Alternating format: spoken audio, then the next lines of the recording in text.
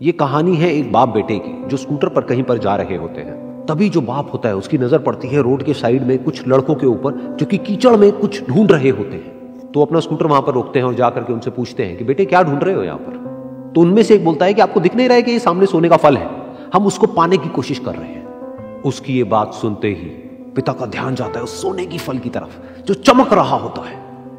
फिर उनके माइंड में कुछ इमेजिनेशंस बनने लग जाती हैं कि काश ये जो फल है ये मेरे बेटे के पास में आ जाए तो ना सिर्फ उसकी बल्कि मेरी भी जिंदगी बदल जाएगी।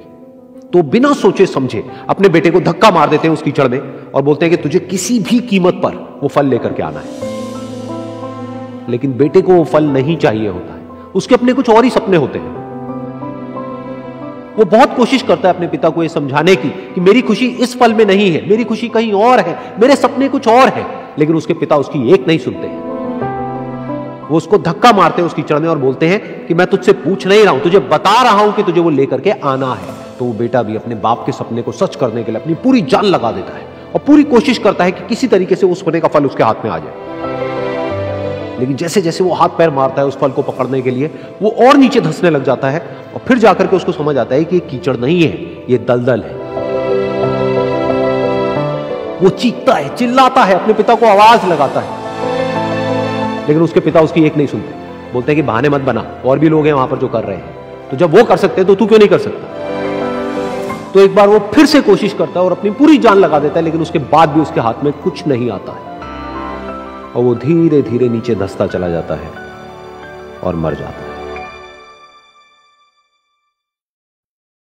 तब जाकर के उसके पिता को एहसास होता है कि उससे कितनी बड़ी गलती हो गई।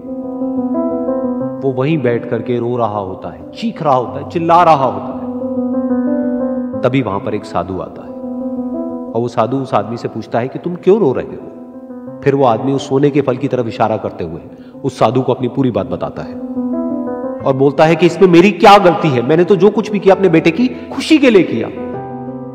तो वो साधु उस फल को ध्यान से देखता है और उस आदमी को कहता है जिस सोने के फल की वजह से तुमने अपने बेटे को गवा दिया, कम से कम एक बार ध्यान से उसकी तरफ देखा तो होता कि वहां पर कोई फल है भी या नहीं।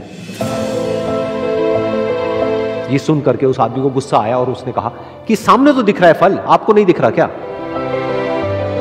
तब वो साधु उस कीचड़ के ऊपर एक पेड़ होता है जिसकी तरफ इशारा करते हैं और बोलते हैं कि वो जिसे तुम देख रहे हो वो उस फल की परछाई है, असली फल वहां पर उस पेड़ के ऊपर है।